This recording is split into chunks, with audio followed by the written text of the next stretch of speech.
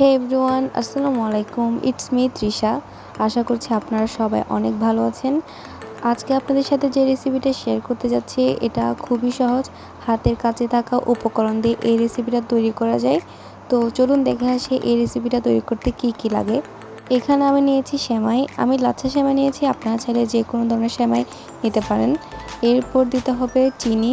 এখানে আমি পরিমাণ মতো দিয়েছি, আপনারা পরিমাণ মতো দিতে পারেন যে যতটুকু মিষ্টি খেতে পছন্দ করেন। এরপর দিয়েছি গুঁড়ো দুধ। আমি এখানে গুঁড়ো দুধ পরিমাণ মতোই ব্যবহার করেছি।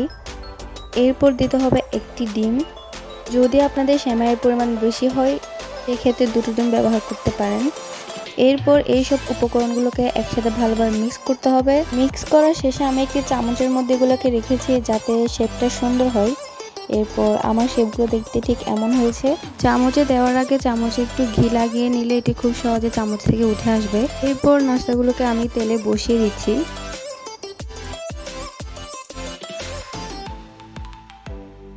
এভাবে এক এক করে সব নাস্তা তেলে বসিয়ে দিতে হবে।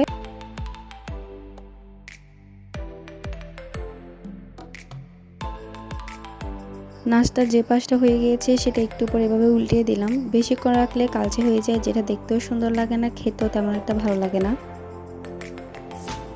এই তো রেডি হয়ে গেল ঝটপট একটি সুন্দর নাস্তা। এটি আপনারা ঘরে মেহমান আসলে তাদেরকে তাড়াতাড়ি বানিয়ে দিতে পারেন। এটি খেতে খুবই মজা, দেখতে যেমন সুন্দর খেতেও ঠিক মজা। আজকের জন্য আল্লাহ হাফেজ।